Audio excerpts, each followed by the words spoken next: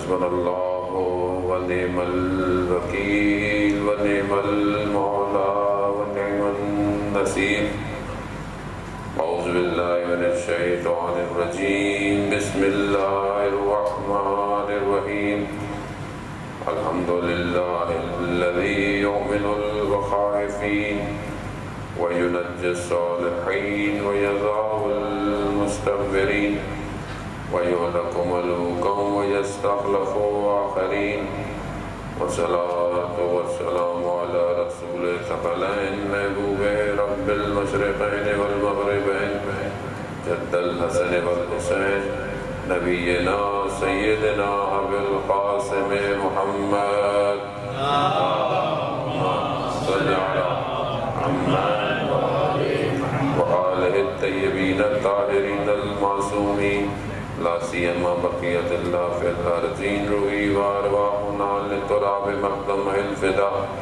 ولعنة الله على أعدائهم أجمعين من الآن إلى قيام يوم الدين بسم الله الرحمن الرحيم رب اشرح لي صدري ويسر لي أمري واحلل عقدة من لساني يفقهوا قولي أما بعد فقد قال الله تعالى في كتابه الحكيم والقرآن المجيد يا أيها الذين آمنوا اتقوا الله وكونوا مع الصادقين صلاة محمد اللهم صل على محمد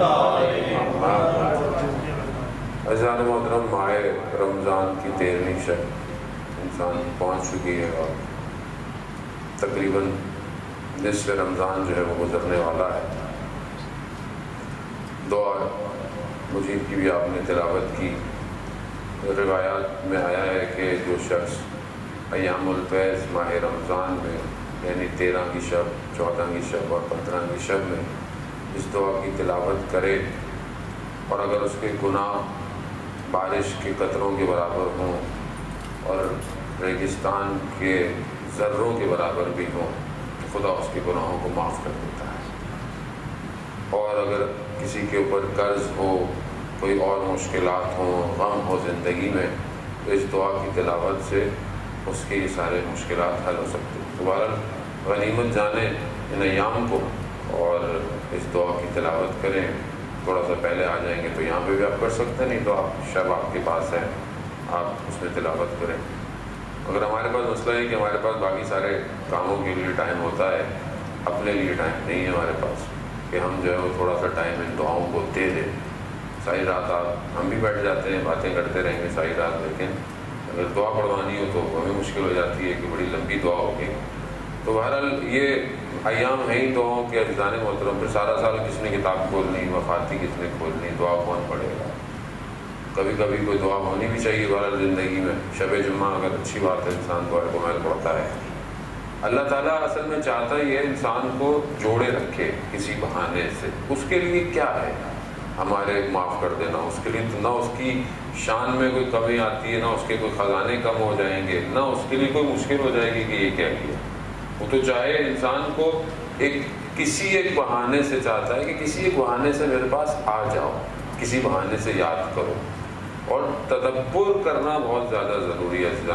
پڑھنا تو اچھی بات ہے, پڑھیں گے, ترجمہ بھی تو پڑھیں, تھوڑا سا دیکھیں سے کہ مانگ کیا رہا ہوں خدا سے جو بار بار ہم اس دعا کے اندر کہہ رہے ہیں پروردگار جہنم کی آتش سے, آگ سے نجات دے. اور پھر اس کے بعد خدا کی صفات انسان بیان کرتا ہے کہ نہیں واسطے سے خدا جہنم کی آگ, کیونکہ ہم اس کو سیریس نہیں لے رہے اس لیے ہمیں اس کا اندازہ نہیں ہے. لیکن اگر انسان ذرا سا بھی اس کو سنجیدہ لے لے تو انسان کو پتہ چل جائے. ایک شہید دستے غیب کہ آپ کی صلوات ان کے درجات میں اضافہ فرمائے. اللہم صل علی محمد انہوں نے بھی اس واقعے کو نقل کیا. ہمارے باقی استاد نے بتایا کہ ایک عالم دین تھے اصفہان کے, انہوں نے اپنے استاد سے کہ یہ دیکھنا چاہتے تھے کہ قبر میں کیا ہوتا ہے انسان مرنے کے بعد. تو ایک بہرحال ایک وظیفہ دیا. اصفہانی کے قبرستان میں وہ رات گزارنے چلے گئے. ابھی بھی وہاں پرانے قبرستان آپ دیکھیں جہاں آپ نجف جاتے ہیں, وادی السلام میں بھی دیکھیں تو قبریں کمروں کے اندر ہیں. یعنی ایک فیملی ہے تو اس کے ایک کمرہ سا ہے، اس کی پوری فیملی وہاں دفن ہوتی ہے، اس طرح وہ بناتے تھے پرانے زمانہ۔ تو وہ اسی طرح ایک جگہ میں ایک کمرے میں وہ رات کو چلے گئے عبادت کرنے۔ ویسے میں دیکھا کہ کوئی جنازہ آیا ہے، اس کو رکھ کے چلے گئے کہ صبح دفنائیں گے، رکھ کے چلے گئے۔ تو ساتھ میں ایک قاری کو بھی بٹھا دیا کہ ساری رات بیٹھ کے قرآن کی تلاوت کرتا رہے۔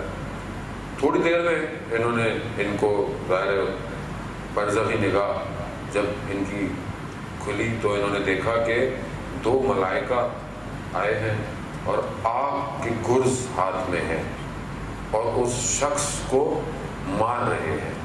وہ جو قاری ہے اسے نہیں پتہ چل رہا، وہ تو قرآن پڑھے جا رہا ہے۔ ان سے وہ ایک لمحہ، وہ جو چیخ تھی، وہ آگ تھی، اتنی ان کے وجود پہ اثر کی کہ ان کا اپنا وجود جو ہے وہ جسے کہتے ہیں پیرالائز ہو گیا۔ کہتے ہیں میں نے اپنے آپ کو بڑی مشکل سے اس کمرے سے باہر نکالا، کسیٹ کے، اور بے ہوش ہو گیا۔ صبح جب میرے شاگرد آئے تو وہ اٹھا کے لے گئے اور ہاسپٹلائز ہو گئے۔ پھر وہاں وہ استاد آئے ملنے کہ تم سے ایک لمحہ برزخ کا برداشت نہیں، تو قیامت کیسے برداشت؟ ہم ہمارے لیے ہم سمجھ نہیں رہے نا، کیونکہ ہمیں چیز نظر نہیں آ رہی ہے، مگر قرآن بار بار کہہ رہا ہے، آیات روایات بار بار کہہ رہی ہیں کہ متوجہ ہو جاؤ، تفکر کرو، فکر کرو۔ لیکن کیونکہ ہم اپنی زندگی میں اتنے پیک ہیں، اتنے زیادہ مصروف ہیں، بزی ہیں کہ ہمیں مطلب چیزیں سمجھ میں نہیں آتی کہ ہم ان پر عمل کریں نہیں کریں، یا اکثر بات ہمارے عمل سے ہم کر لیں گے پھر کر لیں گے، ابھی طرح کام ہو جائے۔ مثال کے طور پر ہم کہتے ہیں بھائی زیارت پہ چلے جائیں، تھوڑا انسان کچھ کر لے۔ اور آپ کو پتہ ہے کہ زیارت امام حسین علیہ السلام جو ہے، درود بھیجیں محمد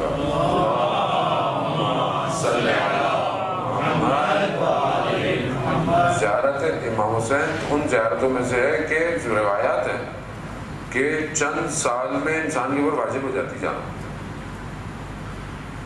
حتیٰ آپ اپنا سونا بیچ دیں، کچھ بھی بیچ دیں، زیارت میں جائیں ایک دفعہ، کیوں؟ یہی بچانے والی اور کچھ نہیں بچانے والا آپ کو۔ لیکن یہ ہم بعض اوقات ہم اپنے دوست احباب قریبی رشتہ دار کو سمجھاتے ہیں کہ بھائی مطلب، البتہ یہ بھی بات دوسرے ہمارے پاس ایک اور بہت بڑا ایکسکیوز ہے، پھر مولا بلائیں گے تو جائیں گے۔ آپ کوشش کر ہی نہیں رہے تو مولا کہاں سے بلائیں گے؟ آپ کوشش تو کریں، ہمت تو کریں، صدق کے دل سے ارادہ تو کریں، نیت تو کریں۔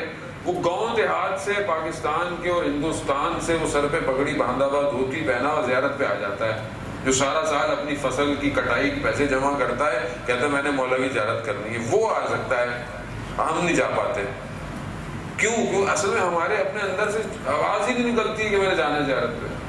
چلے جائیں گے، ابھی یہ کام صحیح ہو جائے، ابھی یہ بزنس سیٹ ہو جائے۔ کتنے لوگ ہو گئے؟ کئی سال ہو گئے، کئی سال ہو گئے۔ ایسے نہیں کہ فلانا راستہ غلط، گناہ گار ہے، نعوذ باللہ، کو غلط نہیں، ایسا نہیں، نارمل انسان ہے، لیکن متوجہ نہیں ہے کہ کون سی چیز آخرت میں کام آئے گی، کون سی چیز قبر میں کام آئے گی۔ لیکن ہمارے پاس وہ ہم دھیان نہیں دیں، ایکسکیوز ہے ہمارے پاس۔ قرآن تلاوت کر لیں ماں صاحب، کبھی کر لیں گے۔ امام جعفر صادق علیہ السلام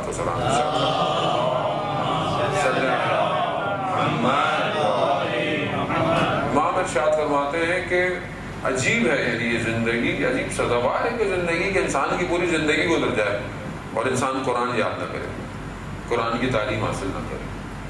تو جیسے بولے میں تو بوڑھا ہو گیا ہوں، میں تو نہیں کر سکتا۔ ایک چھوٹی آیت تو روز بندہ یاد کر سکتا ہے، کچھ تو کر سکتا ہے۔ ایک آیت اگر آپ روز پڑھیں تو اگر صرف پڑھیں بھی صحیح اور اس کو ترجمہ پڑھ لیں، ایک آیت پڑھیں اس کا ترجمہ پڑھیں، تھوڑی دیر سوچ لیں۔ 365 دن کتنی آیتیں ہوگی؟ 365 دن کتنا آپ تفکر کر لیں گے، کتنا آپ کے اندر فرق آئے گا۔ مگر وہ ہمارے پاس تو وہ بھی ٹائم نہیں ہے، ہمارے پاس نہ دنیا ہے، یہ تو ہم بولے ہمارے پاس دنیا کے اسکائی اسکریپرز کھڑے ہوئے ہیں، ہمارے تو جو ہے وہ باہر جیٹ پلین الگ سے کھڑے، نہ ہمارے پاس دنیا ہے، نہ ہمارے پاس دین۔ اصل تو دین ہی ہے، جس کے پاس دین ہوتا ہے دنیا میں اسی کے پاس صحیح والی آ جاتی ہے، باقی دنیا تو واپس پلٹا دی جائے گی، جو بھی ہے روئی کے کالوں کی طرح سب اڑ جائے، کسی کو پتہ بھی نہیں چلے۔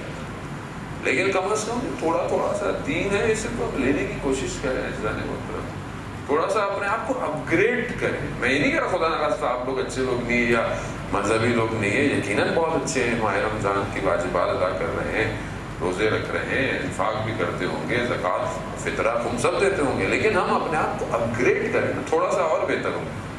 خدا تو یہ نہیں کہتا کہ رک جاؤ بس جو ہے تو ہم نہیں, انسان تو کوئی بھی کامل نہیں ہے.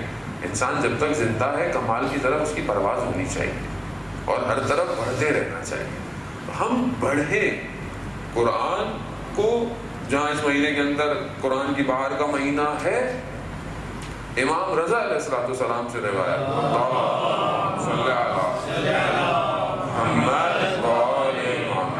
امام سے روایت, امام 3 دن میں قرآن ختم کیا کرتے تھے. اور امام کہتے ہیں کہ میں چاہوں تو اس سے زیادہ بھی کر سکتا ہوں, یہ نہیں کہ وہ نہیں کر سکتے, وہ کر سکتے ہیں, لیکن آپ روایت ہے 1 دن میں 10 پارے پڑھا کرتے ہیں. بعض علماء کی سیرت میں بھی دیکھتے ہیں کہ وہ بھی ائمہ کی سیرت پہ عمل کرتے ہوئے, ائمہ کے نقش و قدم پر چلتے ہوئے وہ بھی 3 دن میں قرآن ختم کیا کرتے تھے. اب ٹھیک ہے میں اپنی ظرفیت دیکھوں لیکن ہمارا کیا ہوتا ہے کہ ہم پہلے ہی ہمارے اندر سے ایک آواز آ جاتی ہے میں تو نہیں کر سکتا, یہ کیسے ہوگا, یعنی خود بخود اپنے لیے میں نہیں کر رہا ہوں, نفی, یعنی اپنے آپ کو نیگیٹو نہیں کر سکتا. یہ ایک بہت بڑا مسئلہ ہے عزیزان محترم. یہ صرف اسلامی یا دینی معاملات میں نہیں, دنیاوی معاملات میں بھی ہے. کوئی کام, کوئی پروجیکٹ, کوئی ایجوکیشن, کوئی اسٹڈی, کوئی اسٹریٹجیز بنانی ہو, نہیں ہم تو نہیں کر سکتے, میں تو نہیں کر سکتا. آپ دنیاوی لوگوں کی بھی مثال لے لیں نا, جن کا شاید کو مذہب سے ہمیں نہیں پتا پڑا, لیکن ظاہر طور پہ آپ بولے دنیاوی لوگ ہیں, لیکن آپ ان کی زندگی میں دیکھیں نا تو انہوں کی زندگی میں کامیابی اس لیے آئی ہے کہ انہوں نے اپنی زندگی کسی کام کو یہ نہیں کہا کہ نہیں ہو سکتا, ہو سکتا ہے, انہوں نے کہا, کوشش کی ہے. بڑے بڑے آپ جو دنیا میں کامیاب لوگ ہیں, ظاہراً اگر کوئی پلیئر ہے یا ہو سکتا ہے کوئی جو ہے وہ کسی بزنس مین ہے, کوئی بھی ہے, دنیاوی طور پر بھی آپ اس کو دیکھیں تو اس نے یہی کہا ہے کہ میں نے زندگی کے چیلنجز کو قبول کیا اور میں نے کہا کہ یہ ہو سکتا ہے, کیا. کتنے بڑے بڑے لوگ موجود ہیں.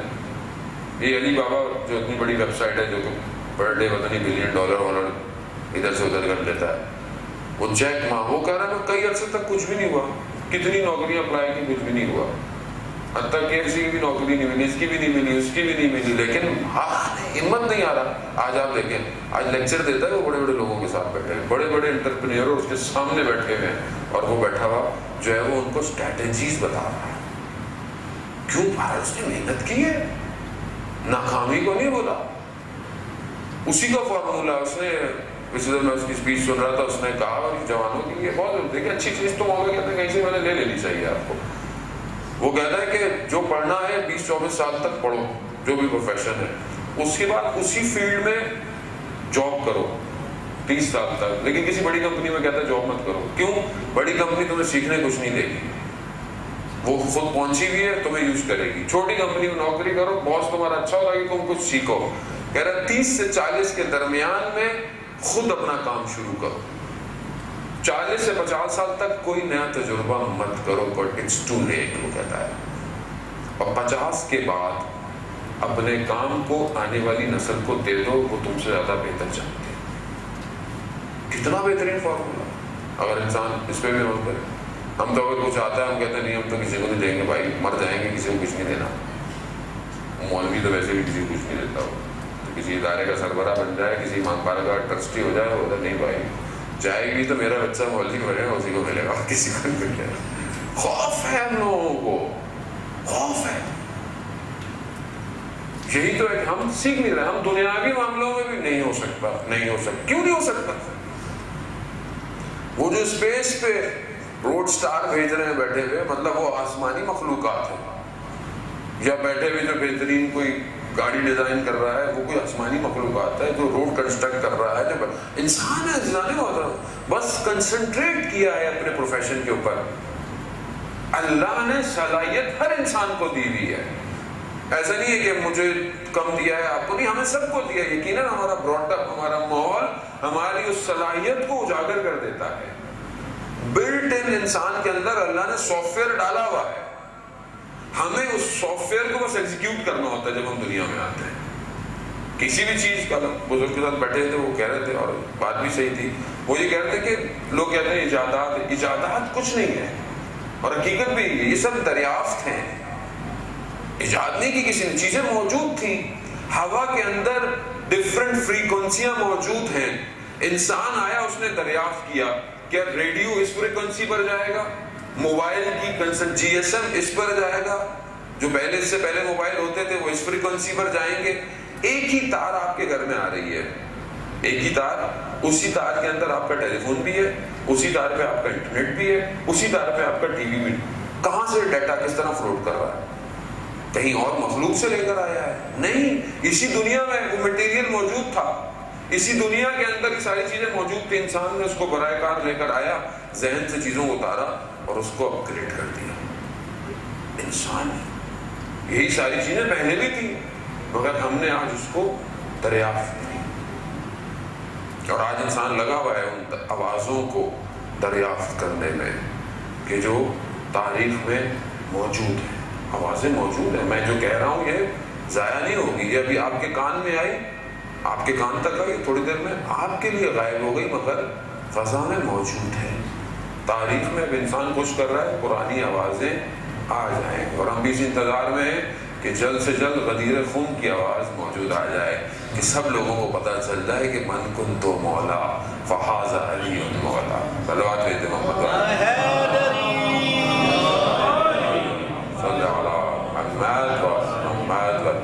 نعرہ دوبارہ لگا دیں تاکہ نعرہ صحیح طرح نعرے ہی جائیں گے اور کچھ بھی نہیں رہ جائے گا. میں آپ کو بتا رہا ہوں یہی چیزیں ہیں جو اوپر لے کے جاتی ہیں, باقی تو سب یہی رہ جاتا ہے. انہی کے صدقے میں ہی سب چل رہا ہے, اور ہمارا کچھ بھی نہیں. یہی نام آگے پیچھے لگتے ہیں.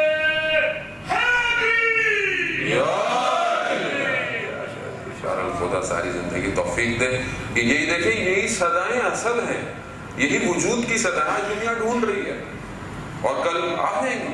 دن دور نہیں ہے. ظاہر انسان ہلکے ہلکے تیار ہوتا ہے, ظرفیت انسانی بھی ہے, لیکن میں بہت کچھ کر سکتا ہوں عزیزان محترم.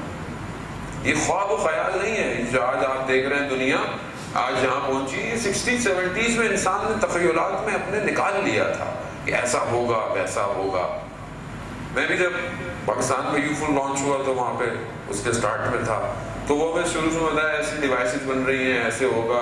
اس ٹائم کوئی تصور نہیں تھا اس طرح کے موبائل کا, اصل کوئی پروڈکٹ تھی ہی نہیں اس وقت, بٹ انہوں نے ریسرچ کو پیش کیا تھا ایسا ہوگا. آج وہ آپ کے سامنے, آج سب آپ کے سامنے. تو ہم بہت کچھ کر سکتے ہیں اگر ہم تھوڑا تدبر اور تفکر کریں جانے مطلب. اور اسلام ہمیں یہ روم دیتا ہے کہ تمہارا تدبر اور تفکر بہت زیادہ اسٹریٹجیکل اور ہدف مند ہو سکتا ہے اگر اسلام کے راستے سے سوچو. قرآن کے اوپر تدبر کرے, فکر کرے, ایک آیت پڑھے, تفکر کرے, فکر کرے.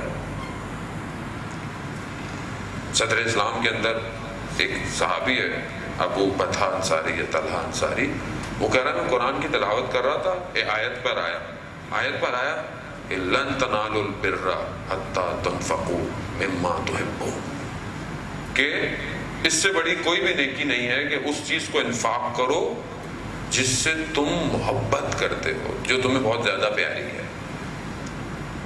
کہہ رہا ہے میں سوچنے لگ گیا کہ یعنی اس سے بڑی کوئی نیکی نہیں ہے. تو کہتا ہے میں نے سوچا تو میرے پاس بہت بڑا باغ ہے, اس کا باغ بہت زبان زد تھا اس زمانے میں, مدینہ میں مشہور تھا کہ اس کا باغ میں اتنے درخت ہیں, اتنے پھل ہیں, اتنا پانی فراوان ہے.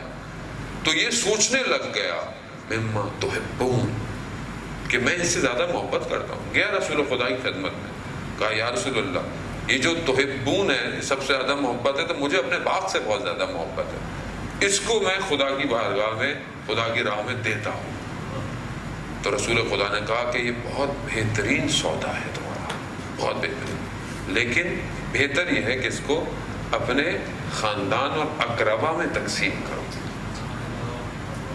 ہمارے لیے بھی یہی ہے. اول تو ہم دیکھیں تو صحیح ہمیں سب سے زیادہ محبت کس چیز سے ہے. دوسرا, ہم پہلے اس کو انفاق کہاں کر رہے ہیں, کدھر کر رہے ہیں, کس راستے پر کر رہے ہیں. اپنے اطراف میں دیکھیں, اپنے رشتہ داروں میں دیکھیں, اپنے قریبی لوگوں اقربا میں دیکھیں, پہلے ان کو کریں. حدیث میں بعض اوقات آیا کہ ہم, اور بعض اوقات کہتے ہیں بھی اس میں دے دیں, فی سبیل اللہ دے دیں, جبکہ آپ کے فیملی میں شاید کسی کو زیادہ ضرورت مند ہے, آپ اس کے بجائے آپ کہتے ہیں ادھر ڈال دیں. ہر چیز کا روایات نے لیول بیان کیا ہوا ہے جزانے محترم. سب سے پہلے روایات کی نظر میں آپ کے لیے آپ کی اپنی اہل و عیال، آپ کے اپنے بچے، آپ کی اپنی فیملی ہے، ان کو سروائیو نہیں کرنا چاہیے کہ وہ سروائیو کر رہے ہیں اور آپ بولے میں ادھر دے رہا ہوں، میں ادھر کر رہا ہوں۔ پہلی ذمہ داری آپ کی وہ ہے۔ پھر آپ کے والدین ہیں۔ بعض اوقات ہم اب اس کا مطلب قطعاً نہیں کہ والدین کا احترام نہیں ہے یا بالکل آپ ان کو کرتے نہیں، پہلا میری اولاد اور میرا وہ ہے کہ میں پھر میرا اسپین تھوڑا دائرہ بڑا ہوتا ہے، میرے والدین ہیں، میں والدین کو کروں۔ بعض اوقات بعض لوگ جو ہے وہ اپنے بچوں اور اپنے زوجہ کو جو ہے وہ شکنجے میں، مشکلات میں رکھ کر اپنے اطراف میں زیادہ کر دیتے ہیں، غلط ہے۔ بیلنس بہت ضروری ہے عزیزان محترم۔ ماں باپ کو بھی دینا بہت ضروری ہے، ماں باپ کو دینا، ان کی خدمت کرنا، ان کا احترام کرنا، حتیٰ ان کے لیے دعا کرنا آپ کے رزق میں اضافہ کرتا ہے، حدیث سے کہتی ہے۔ اگر آپ اپنے والدین کے لیے دعا نہیں کرتے، ان کی زندگی کے لیے، ان کی توفیق، تو کہیں اگر آپ کے رزق میں مشکل ہے تو آپ دیکھیں کہ آپ کی دعاؤں میں آپ کے والدین ہیں یا نہیں ہیں۔ مجھے تو ویسی فرصت ہی نہیں ملتی، میں تو اپنے لیے دعا پوری نہیں ہوتی، میں دوسروں کے لیے کیا دعا کروں۔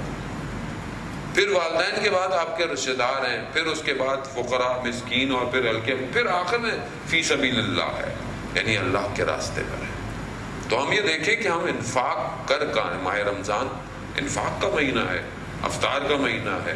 اچھا، ہماری افطاری بھی اپنے لوگوں کو ہوتی ہے نا، اپنے لوگوں کو جو پیٹ بھرے ہیں انہیں کو کرا، بھائی کسی ایسے کو کرا لیں کہ جس کے افطار سے بھی ثواب تو ان کو بھی ملے گا، لیکن جو ہے کہ آپ اولویت آپ کی اس جگہ ہونی چاہیے کہ جہاں شاید نہیں پہنچ رہا شاید کچھ کیوں اسلام خود احکام روزے کے اندر آپ کا جو روزے کا فدیہ ہے، بیمار ہے نہیں رکھ سکتا ہے یا کچھ ہے، کیوں کہا کہ 3 مد یعنی 750 گرام جو ہے وہ آپ آٹا یا گندم یا جو بھی چیز آپ کھاتے ہیں کیوں ہے؟ تاکہ یہ ڈرائیو کرے۔ پیسہ دینا وہ کہتے ہیں پورا نہیں کرتا اس بات کو جب تک آپ اس چیز کو اصل تک نہ پہنچائیں۔ کیوں؟ تاکہ بھوکھوں کے پیٹ بھرے۔ شکم بہت ضروری ہے۔ ہم آگے بڑی بڑی باتیں، اسلام کی دلیلیں اور یہ کام، ہمارے مولانا یہاں پہ بھی آئے، آغا داؤدانی صاحب یہاں پہ بھی آئے، یقیناً وہ بیان کر رہے تھے کہ کینیا گئے وہ یا نیروبی، تو وہاں انہوں نے ایک بلیک جو سیاہ پوش تھا، وہ مسلمان تھا، تو اس سے پوچھا کہ بھئی یہاں اور مذاہب بھی تبلیغ کر رہے ہیں، ہم بھی تبلیغ کر رہے ہیں، تو آپ ہمارے مذہب کی تبلیغ کو کس ریٹنگ میں لاتے ہیں، یا مطلب آپ کے نزدیک کون سا مذہب بہت اچھا ہے تبلیغ میں؟ تو اس نے کہا کرسچینٹی، مسیح جو ہے وہ ان کو میں 100 نمبر دوں گا تبلیغ کے۔ کہا کیوں؟ کہا آپ لوگ آتے ہیں دلیلیں محکم، یہ وہ اس کی باتیں کرتے ہیں، اللہ یوں ہے، یہ اور وہ کیسے آتے ہیں؟ وہ پہلے آ کے دیکھتے ہیں کہ اس علاقے میں ہاسپٹل کی ضرورت ہے، وہ پہلے آ کے ہاسپٹل کھولتے ہیں، اگر ہاسپٹل نہیں کھول سکتے تو ایک کلینک کھولتے ہیں، پہلے ان کی بیماریوں کا علاج کر، پھر ایک کمیونٹی سینٹر کھولتے ہیں، اس میں اسکول کھولتے ہیں تاکہ ان کے بچے کہیں تعلیم حاصل کر سکیں۔ کہہ رہا تیسرے مرحلے پر انہیں اپنے مذہب کی دلیل دینے کی ضرورت نہیں ہوتی، وہ خود مسیح ہو جاتے ہیں۔ کہتا آپ پہلے آگے دلیلیں دینا شروع کر دیتے ہیں۔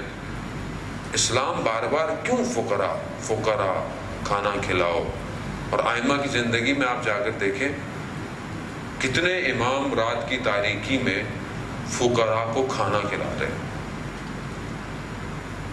اب ایسے جملے مصائب کے ہیں، لیکن بہرحال 5ویں امام جب اپنے والد محترم امام سجاد کو جب غسل دے رہے تھے تو راوی کہتا ہے کہ میں نے دیکھا امام کے کمر پر کچھ نشان ہے۔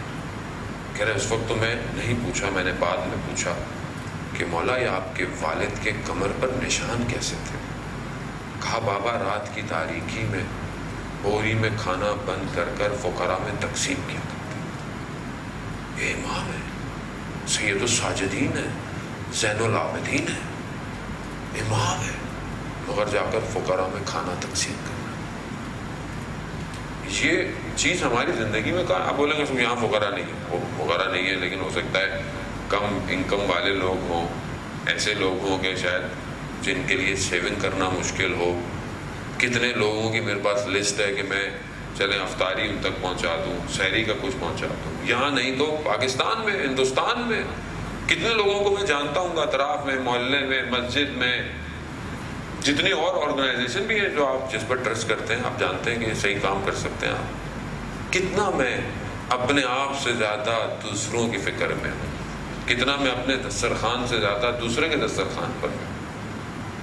عزیزان محترم ایسی ہوتا ہے جب کبھی کبھی ہمارے پاس بہرحال ہر آدمی، ہر طرح کا آدمی آتا ہے، سوال آتا ہے، جواب آتا ہے، بعض اوقات انسان ایک وقت کے کھانے میں جتنے پیسے خرچ کر دیتا ہے اس سے کہیں زیادہ کم خرچہ کسی کے مہینے کا ہے عزیزان محترم، اور یہ حقیقت ہے۔ انسان توجہ نہیں کر رہا ہوتا ان چیزوں کے اوپر، لیکن کسی کے پورے گھر کا راشن آپ کا شاید ایک وقت کا باہر کا کسی نارمل سے ہوٹل کے اچھے سے ہوٹل پہ آپ کبھی کبھی کھانا کھا لیں، وہ کسی کے ایک مہینے کا راشن ہے پورا۔ میں یہ نہیں کہتا کہ ہم نہیں کھائیں یا ہم نہیں کریں، نہیں کریں، جو ہم خدا نے ہمیں توفیق دی ہے، جتنی بساط دی ہے ہم کریں، لیکن ہم اپنے مال سے انفاق بھی تو کریں دوسروں کے لیے۔ ماہ رمضان میں اگر میرے اندر یہ خصلت پیدا نہ ہو پائے کہ میں اپنے مال سے انفاق کروں، فقراء کی مدد کروں، اور مولا کائنات کے ایام میں شہادت ان کے آنے والے ہیں، وہ مولا کہ جو خود رات کی تاریکی میں لوگوں کو کھانا تقسیم کیا کرتا تھا، کہ اس سے بلا تفریق کہ مذہب کیا تھا لوگوں کا، چاہے وہ یہودی تھے، چاہے وہ مسلمان تھے، کوئی بھی تھے، امام ہے۔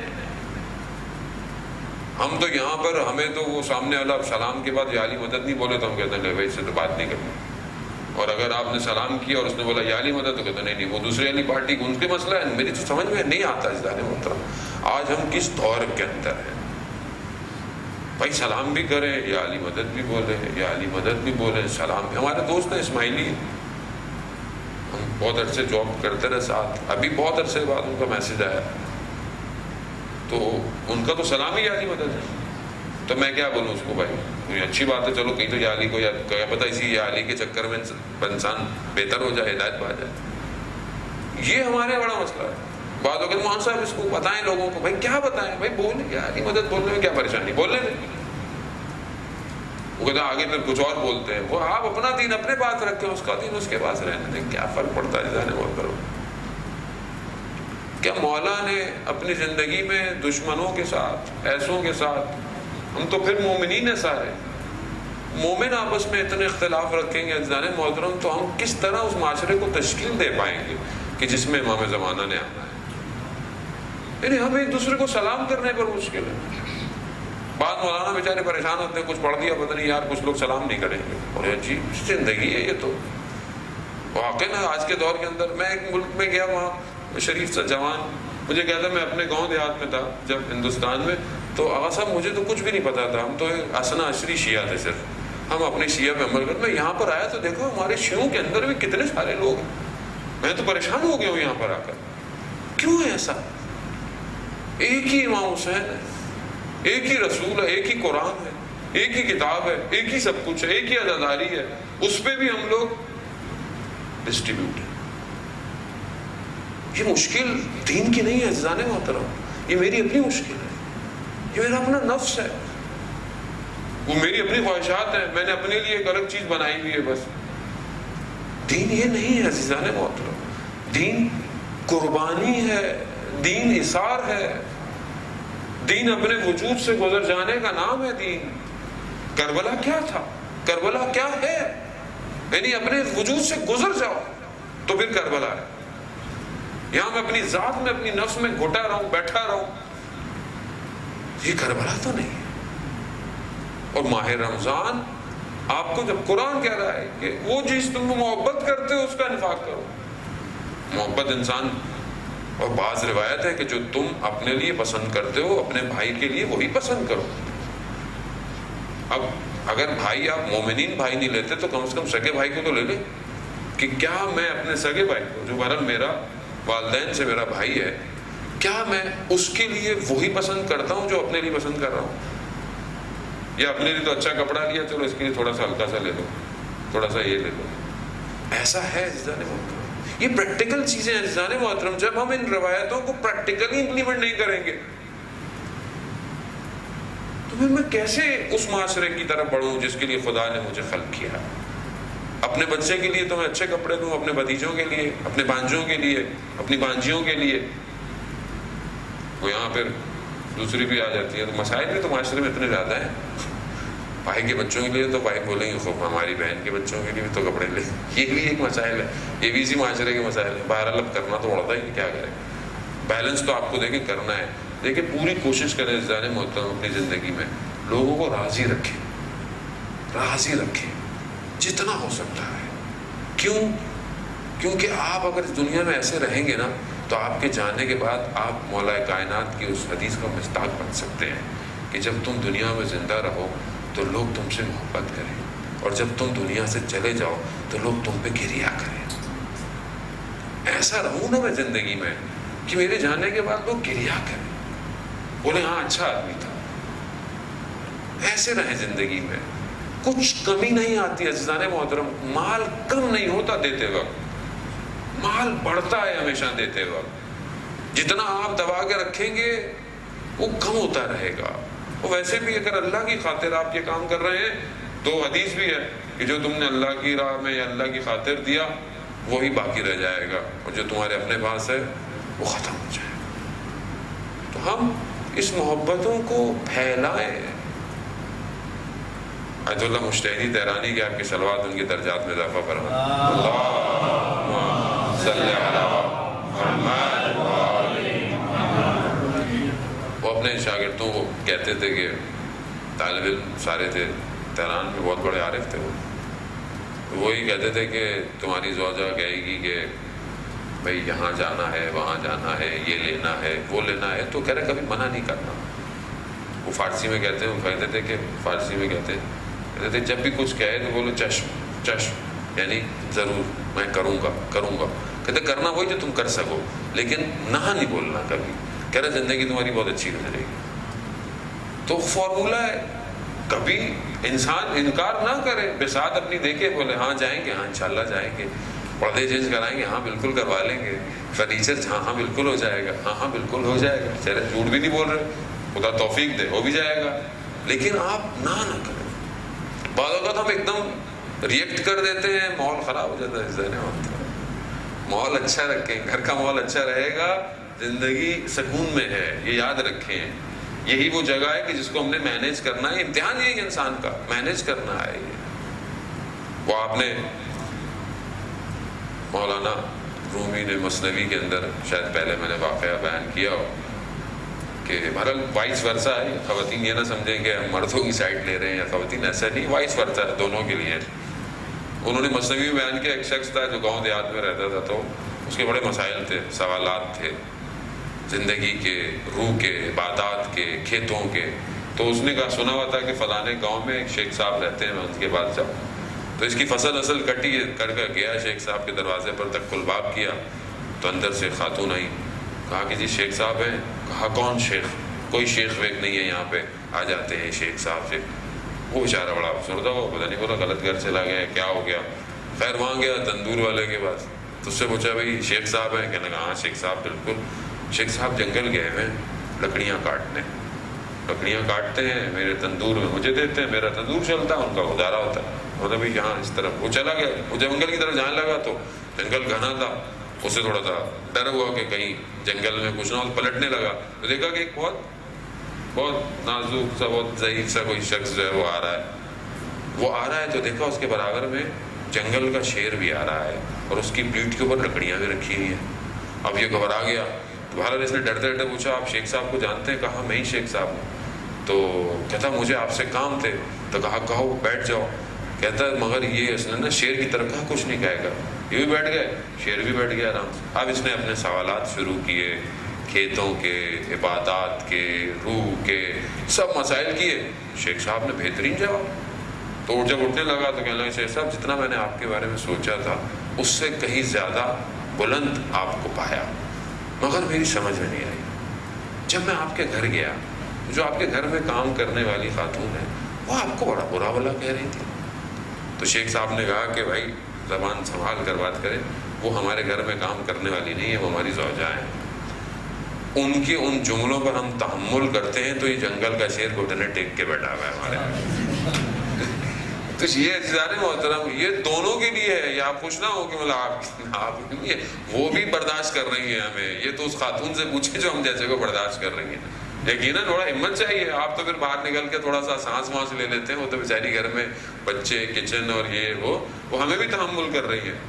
تو یہ ہے کہ یہ کمال پر پہنچانا عزیزان محترم ایسی ہے، انسان اپنے اندر کے سافٹ ویئر کو تھوڑا سا تبدیل کرے، ڈیفیوز کرے۔ ماہ رمضان ہے، اتنی جو بیماریاں ہیں، ہمارے استاد رفیع کہہ رہے تھے کہ بہت ساری روح کی بیماریاں قرآن کی تلاوت سے دور ہو جاتی ہیں۔ قرآن کہہ بھی رہا ہے، بہت سی آیات میں کہہ رہا ہے کہ شفا ہے تمہارے سینے کے اندر کی چیزوں کی، شفا ہے قرآن۔ لیکن میں کتنی حسد، کینہ، بغض، ہر چیز کی وہ کہہ رہے ہیں بیماری، حتیٰ سر میں درد ہے، فلانی آیت پڑھیں، سر پہ ہاتھ رکھ کے فلانی جگہ درد ہے۔ آپ کتابوں میں دیکھیں جو ائمہ سے روایات آئی ہوئی ہیں ہر صورت کے لیے، رزق میں اضافہ چاہتے ہیں سورہ واقعہ کی رات کو تلاوت کیا کریں۔ آیت اللہ عظمہ بہجت رضوان اللہ تعالیٰ علیہ کہ آپ کی صلوات ان کے درجات میں اضافہ فرمائے۔ صلی علی محمد۔ آیت اللہ عظمہ بہجت نے یہ ایک جو ہے وہ وظیفہ دیا کہ جو اسلامی مہینہ پیر سے، منڈے سے شروع ہو، یعنی پہلی تاریخ منڈے کو ہو دن، تو سورہ واقعہ کا عمل انہوں نے بتایا جو رزق کے لیے بہت زیادہ بہتر ہے، یعنی رزق اور بھی کوئی مشکل کام ہو تو اس کے لیے عمل کیا ہے کہ پہلی منڈے کو اگر پہلی تاریخ ہے، مثلا پہلی شوال ہے، پہلی رجب ہے، جو بھی ہے، تو آپ سورہ واقعہ شروع کریں گے، دن بڑھتے جائیں، سورہ واقعہ بڑھاتے جائیں، دوسری کو 2 دفعہ، تیسری کو 3 دفعہ، چوتھی کو 4 دفعہ، یہاں تک کہ 14 تاریخ آ جائے مہینے کی، اور 14 دفعہ پڑھیں 14 کے صدقے میں، پہلی سے لے کر 14 تک روز بڑھاتے رہیں۔ وہ کہتے ہیں یہ عمل کریں انشاءاللہ، اور بندے حقیر نے اس کو کئی دفعہ جو ہے وہ پریکٹیکلی امپلیمنٹ کیا ہے، اور یقین کریں کہ خدا غیب سے دروازوں کو کھولتا ہے اور عطا کرتا ہے۔ ہم بلیو تو کریں، اور ویسے بھی اگر سورہ واقعہ روز رات کو پڑھیں رزق میں برکت کے لیے ہے۔ اس طرح بہت ساری صورتیں ہیں، صبح سے پڑھیں، جتنی انسان توان رکھتا ہے پڑھنا چاہیے۔ عزیزان محترم، یہ جو میں کہتا ہوں میرے مسائل حل نہیں ہو رہے، میری مشکلات، میں کتنا قرآن کی طرف رجوع کرتا ہوں۔ قرآن کی صرف تلاوت انسان کو تبدیل کر دیتی ہے، دل تبدیل کر دیتی ہے۔ ہمارے استاد نے واقعہ ایک کوٹ کیا، ایک جیپنیز تھا چائنا میں، اس کی دوستی ہو گئی کسی انجینئر سے، مسلمان انجینئر تھا، اس سے دوستی، تو وہ کہتا ہے کہ میں نے تحقیق کیا، ریسرچ کر میں مسلمان ہوا، وہ جیپنیز کہتا ہے۔ تو اس نے اپنے دوست کو کہا کہ میری 2 بیٹیاں ہیں، تو میرے گھر کبھی آؤ۔ وہ مسلمان نہیں ہوتی ہیں، وہ کرسچن ہیں، لیکن میں ان کو بہت سمجھاتا ہوں، میں چاہتا ہوں کہ میری بیٹیاں بھی مسلمان ہوں۔ تو وہ گیا ان کے گھر پہ، اس سے گفتگو ہوئی، تو ان کی گفتگو سے اندازہ لگا، تو بچیوں نے سوال کیا کہ خاتون کی نکاح، یعنی خاتون کے لیے اسلام کیا بیان کرتا ہے، ایک وومن کے لیے اسلام میں کیا جگہ ہے۔ تو کہتے ہیں میں سمجھ گیا کہ یہ وہ جو دنیا میں شبہات اور اشکالات کہ اسلام جو ہے وہ خاتون کو نیچے رکھتا ہے، اسلام جو ہے خاتون کو درجہ نہیں دیتا، یہ سب ان کے ذہنوں کے اندر ہے۔ تو کہتا ہے میں نے کچھ بھی نہیں کیا، کہتا ہے میں نے قرآن کی جو سورہ احزاب کی آیت تھی اس کو انہیں دیا پڑھنے کو، اور کہا کہ یہ پڑھیں۔ سورہ احزاب کی آیت جو ہے وہ آیت نمبر 35، کہہ رہے میں نے انہیں دی۔ وہ آیت کیا ہے؟ اس آیت میں تقریباً 10 جو ہیں وہ صفات بیان کی گئی ہیں مردوں کی، اور اسی کے برابر میں عورتوں کی، تو بیلنس دیا گیا ہے۔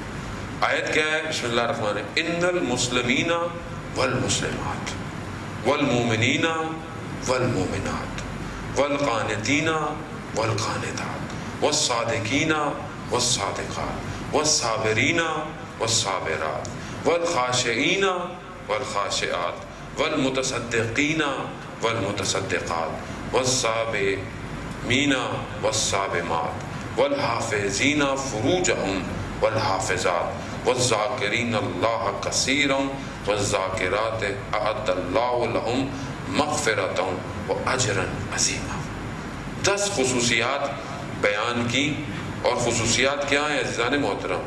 میں ترجمہ جلدی سے آپ کی نظر میں کہ جو لوگ خدا کے آگے سر اطاعت خم کرنے والے ہیں، یہ پہلے اس کا پس منظر ہے۔ پھر یہ جو آیت ہے، مسلمان مرد مسلمان عورتیں، مومن مرد مومن عورتیں، فرمان بردار مرد فرما بردار عورتیں، اور راست باز یعنی سچ بولنے والے مرد سچ بولنے والی عورتیں، صبر کرنے والے مرد صبر کرنے والی عورتیں، خاشعین فروتن یعنی جھکنے والے قانے مرد قانے عورتیں، خیرات کرنے والے مرد خیرات کرنے والی عورتیں، اور روزہ رکھنے والے مرد، روزہ رکھنے والی عورتیں، اور اپنی شرب گاؤں کی حفاظت کرنے والے مرد اور عورتیں، اور کثرت خدا سے یاد کرنے والے مرد اور کثرت سے یاد کرنے والی عورتیں، کچھ شک نہیں کہ ان کے لیے خدا نے بخشش اور اجر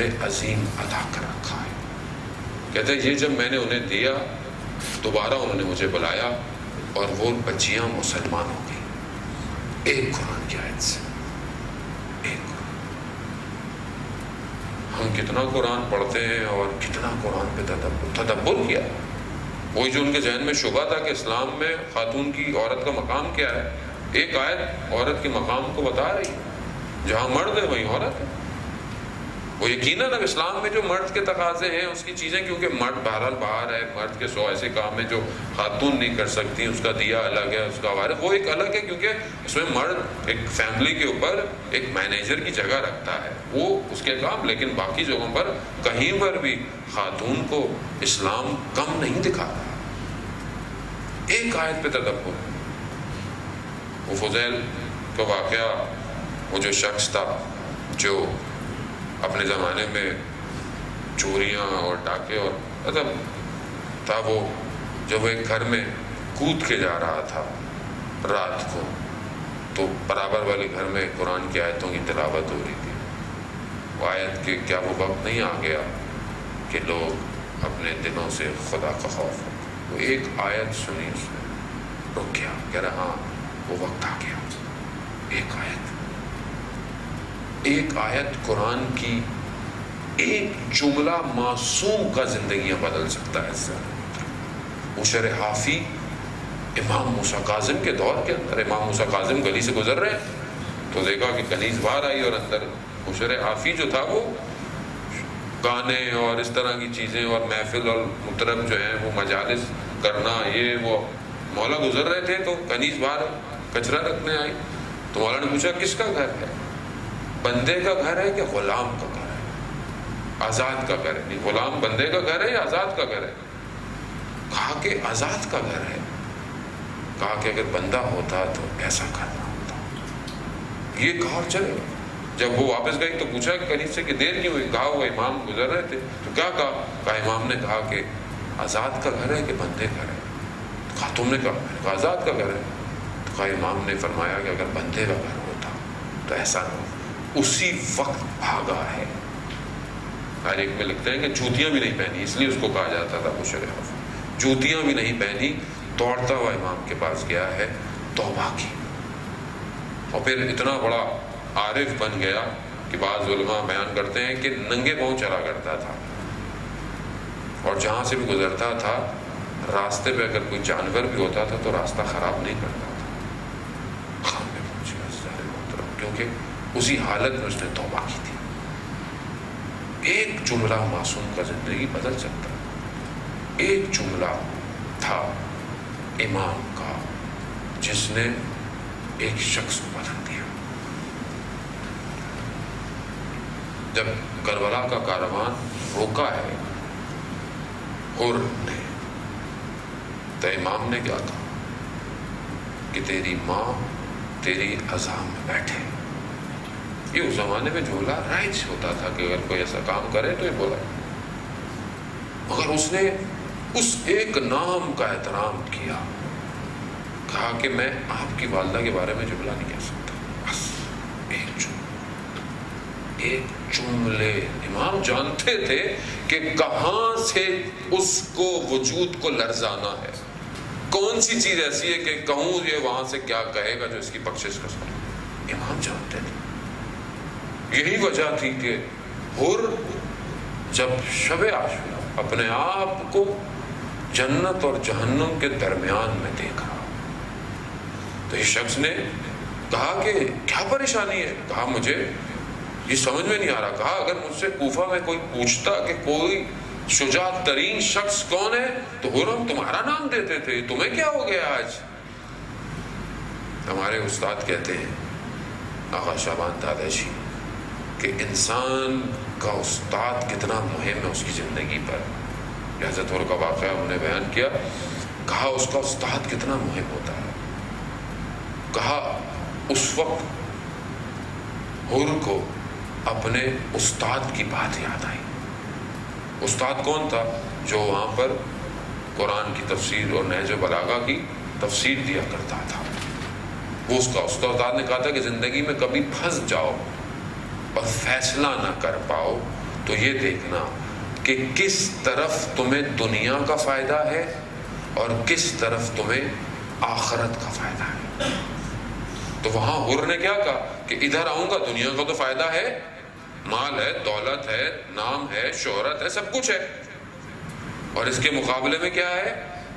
کچھ نہیں. تو کہا اسی طرف جاؤں گا اور چھوڑ گیا.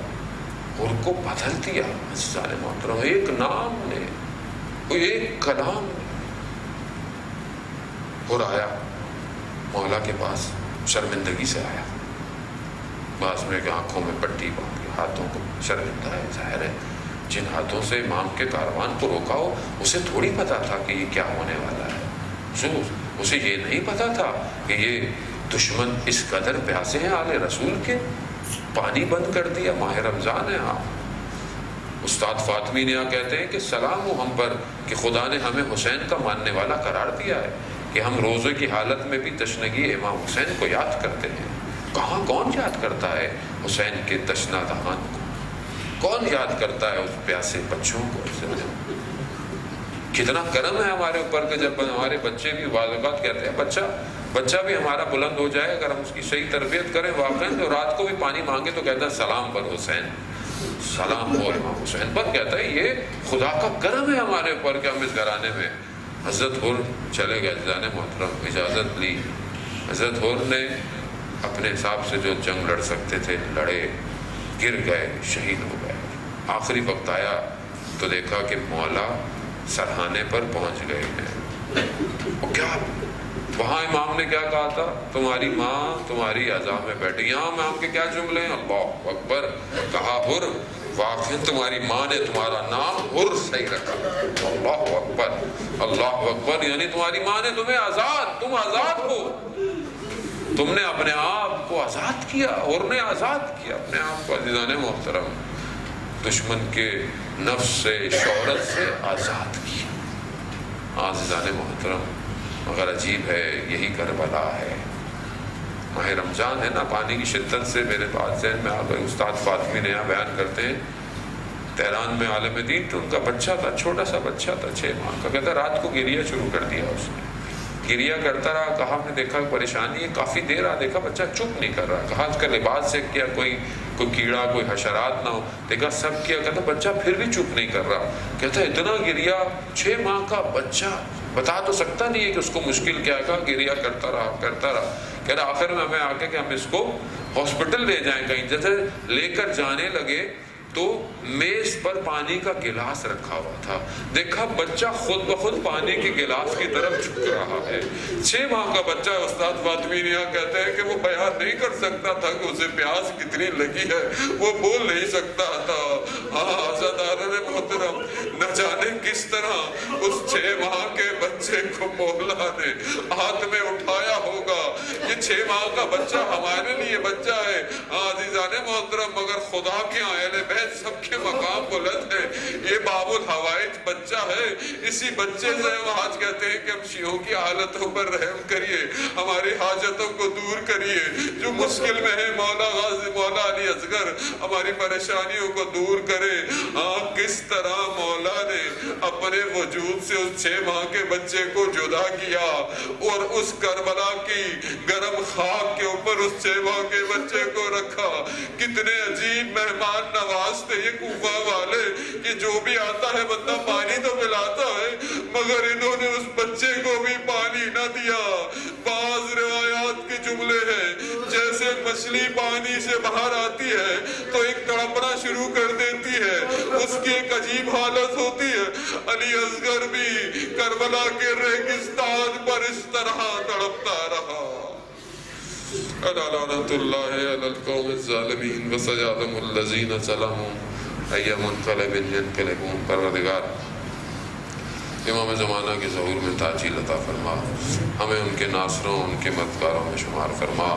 پروردگار جو بھی پریشان حال ہے ان کی پریشانیوں کو دور فرما، جو برسر روزگار ان کے رزق میں ترقی اور کشادگی عطا فرما، جو بے روزگار ہیں انہیں رزق حلال عطا فرما، جو مقروض ہیں پروردگار ان کے اپنے خزانوں سے قرضوں کو دور فرما، جو قید و بند کی اسارتیں جھیل رہے ہیں پروردگار اسیران کوفہ اور شام کے صدقے میں جلد سے جلد رہائی عطا فرما۔ پروردگار جو بھی لوگ اس ماہ محرم کے ماہ رمضان کے اندر عبادتیں کر رہے ہیں، روزے رکھ رہے ہیں، قرآن کی تلاوت کر رہے ہیں، ان سب کی اور ہماری اس عبادات کو اپنی بارگاہ میں قبول اور مقبول فرما۔ جہاں بھی شیعان حیدر قرار مجلس ماتم عزاداری کر رہے ہیں پروردگار ان کی ان جگہوں کی عبادات میں جگہوں پر مجالس کی پروردگار جان مال عزت آبرو کی حفاظت فرما۔ مسلمان جہاں جہاں بھی ہیں پروردگار ان کی جان مال عزت آبرو کی حفاظت فرما۔ پروردگار ہمیں کوئی غم نہ دے سوائے غم حسین کے۔ جو لوگ بے اولاد ہیں پروردگار انہیں حضرت علی اصغر کے صدقے میں اولاد صالحہ عطا فرما۔ ایک درخواست کی گئی، ایک بچی سیدہ عریقہ زہرا مریض ہے پروردگار حضرت سکینہ کے صدقے میں اسے شفاء کاملہ اور عاجلہ عطا فرما۔ پروردگار ہمیں کوئی غم نہ دے سوائے غم حسین کے۔ اللہم ارزقنا زیارت الحسین فی الدنیا و شفاعتہ فی الآخرہ۔ صلوات پیش محمد و علیہ